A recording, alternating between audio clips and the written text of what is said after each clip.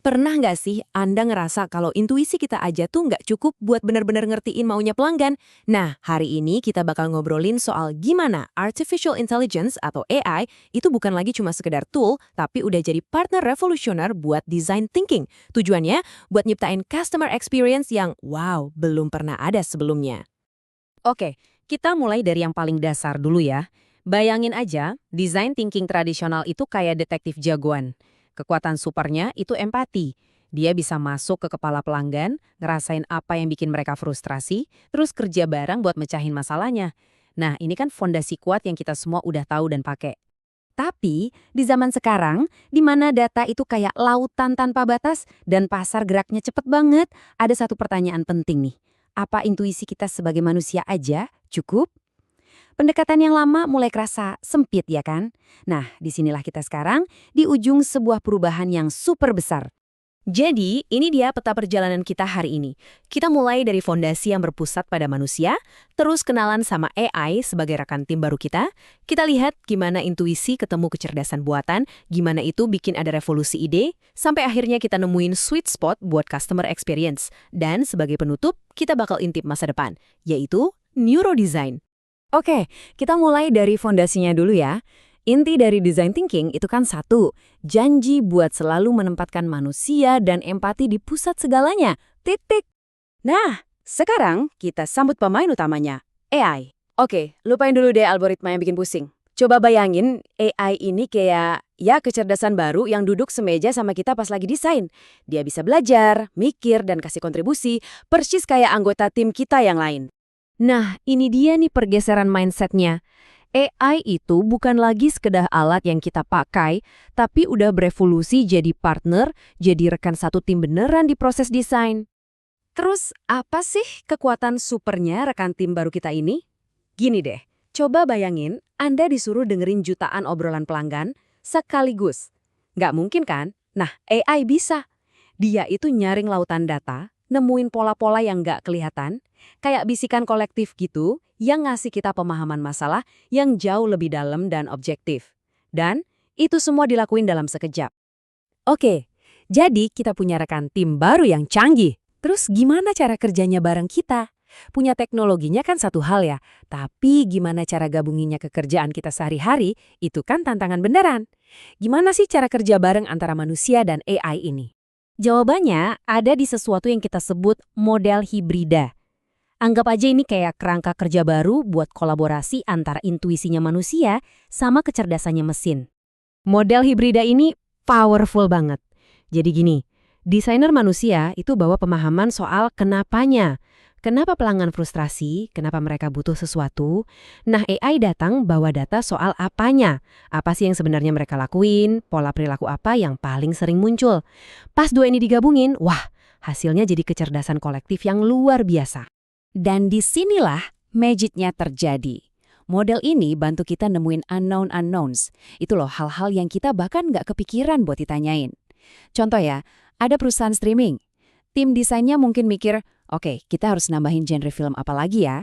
Tapi AI setelah ngolah jutaan data malah bisa bilang, tunggu dulu. Ada loh sekelompok besar pengguna yang selalu berhenti nonton di menit ke-10. Jangan-jangan masalahnya bukan di genre, tapi di durasi filmnya.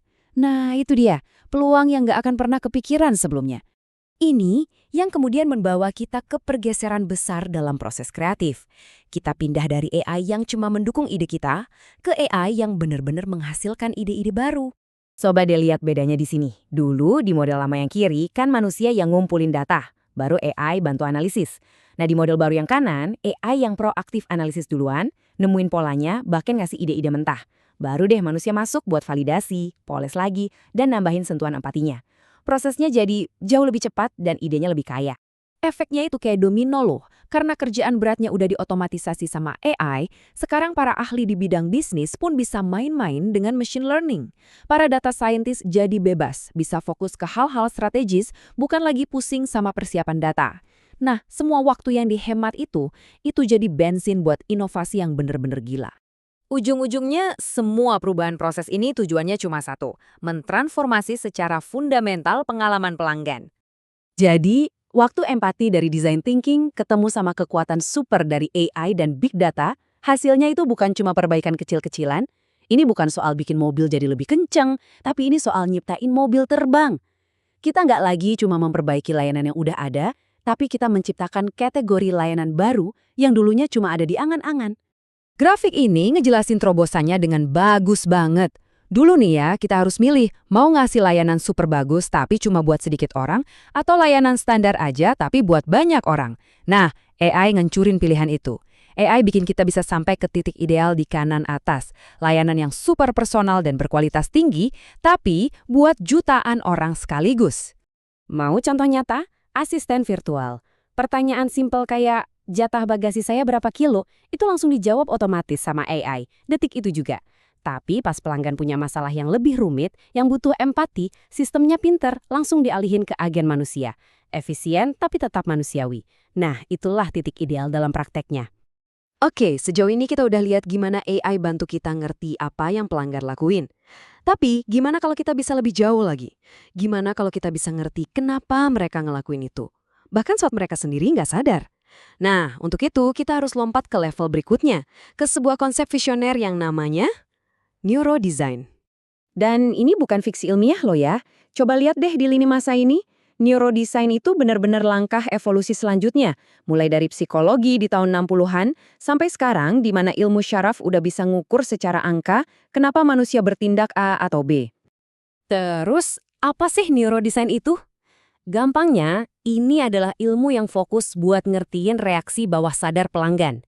Jadi, bukan cuma dengerin apa yang mereka bilang, tapi juga ngerti apa yang sebenarnya otak mereka rasain.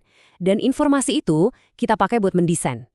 Dan ini kuncinya kenapa neurodesign itu revolusioner banget. Riset tradisional itu cuma bisa nyentuh sekitar 10% dari proses kita ngambil keputusan. Cuma bagian sadarnya aja.